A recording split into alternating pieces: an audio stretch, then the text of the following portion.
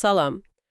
Sənin bizə göndərdiyin mənbələr çox iddialı bir sual ortaya atır.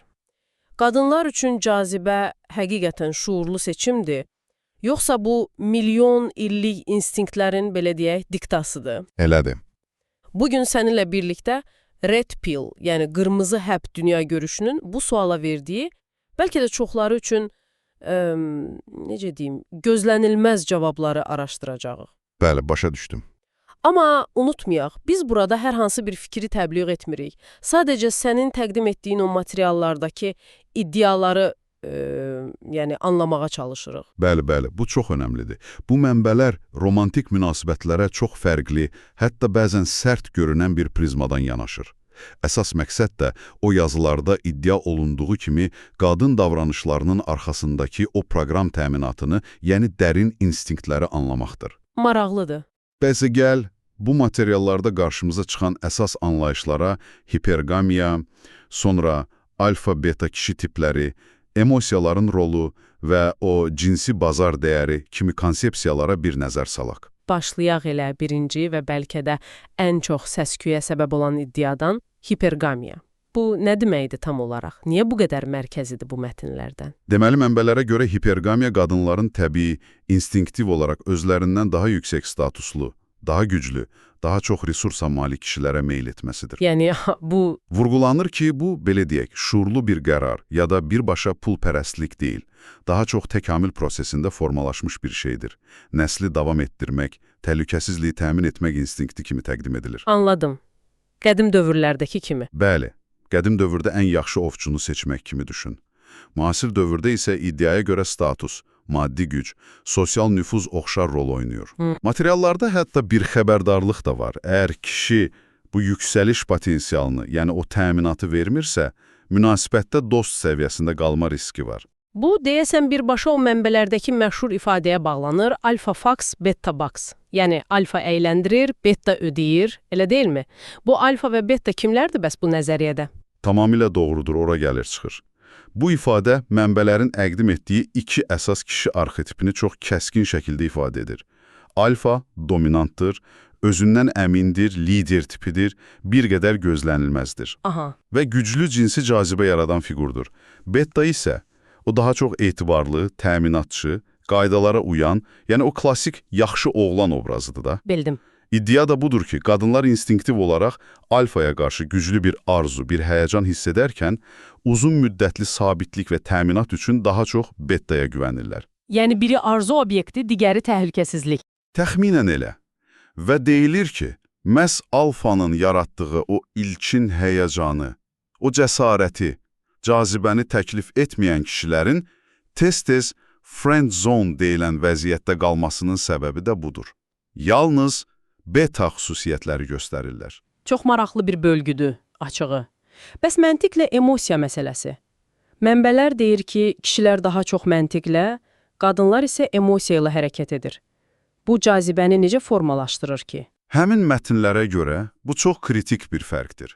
Qadınlar üçün iddiaya görə bir kişinin onlara nə hiss etdirdiyi, onun kim olduğundan və ya nəyə sahib olduğundan daha önəmli ola bilər. Hisslər yəni. Bəli, cazibə məntiqi bir proses deyil, daha çox ani, emosional bir reaksiyadır. Mənbələr deyir ki, darıxdırıcı, proqnozlaşdırıla bilən sabitlikdən çox, emosional eniş-yoxuşlar, məsələn həyəcan, qeyri-müəyyənlik, hətta biraz gərginlik, cazibəni daha güclü edir. Yəni, yaxşı oğlan olmaq əslində mənfi bir şey kimi göstərilir. Tam olaraq mənfi deyil, amma cazibə baxımından darıxdırıcı ola bilər deyilir. Yaxşı oğlan tez maraqsız görünə bilərkən, alfanın o gözlənilməzliyi, mənbələrin təbiri ilə desək, bir növ emosional roller coaster yaradır. Bu da qadını daima onun haqqında düşünməyə sövq edir. Deməli, əsas məsələ hisslərdir. Bəs cinsi bazar dəyəri, yəni SMV və o divar kimi daha belə, necə deyim, hesablana bilən anlayışlar nə ifadə edir? Bu, sanki biraz fərqli yanaşmadır. Bəli, SMV və divar anlayışları məsələyə daha çox yaş və görünüş prizmasından baxır. Mənbələrdə iddia olunur ki, qadının SMV-si əsasən gənclik və fiziki cazibədarlıqla bağlıdır. Yəni gənclik və gözəllik? Bəli. 20'li yaşların əvvəlində zirvəyə çatır və təxminən 30 yaşdan sonra divar adlanan mərhələ enməyə başlayır. Bunun da səbəbi kimi reproduktiv imkanların azalması göstərilir.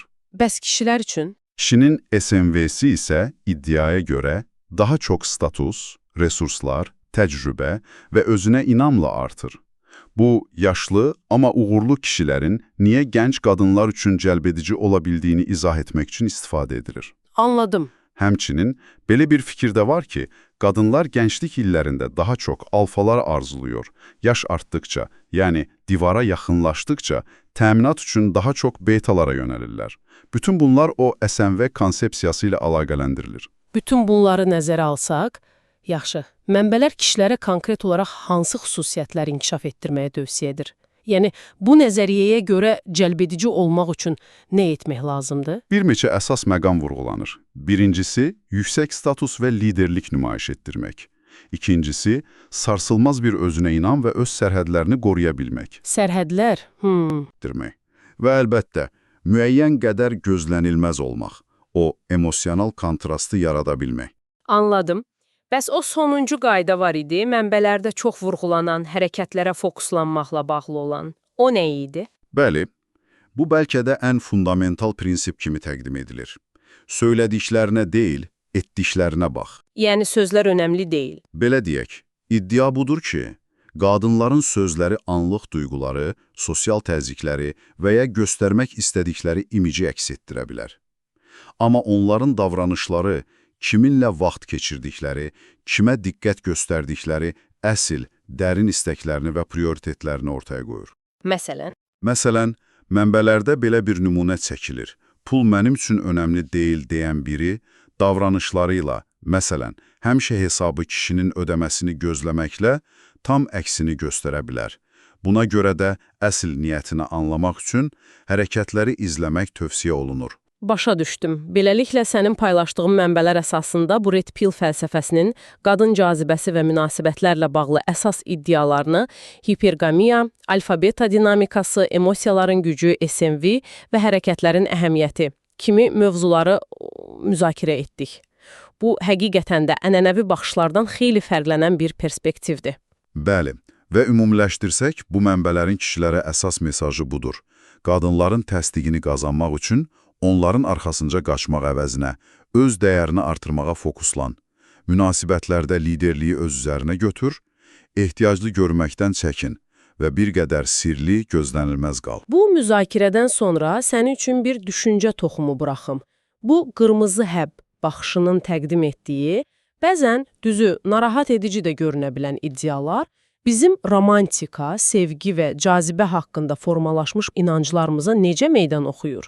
Və bu fərqli yanaşma, yəni insanların bir-biri ilə münasibət qurma tərzini real həyatda potensial olaraq necə dəyişə bilər?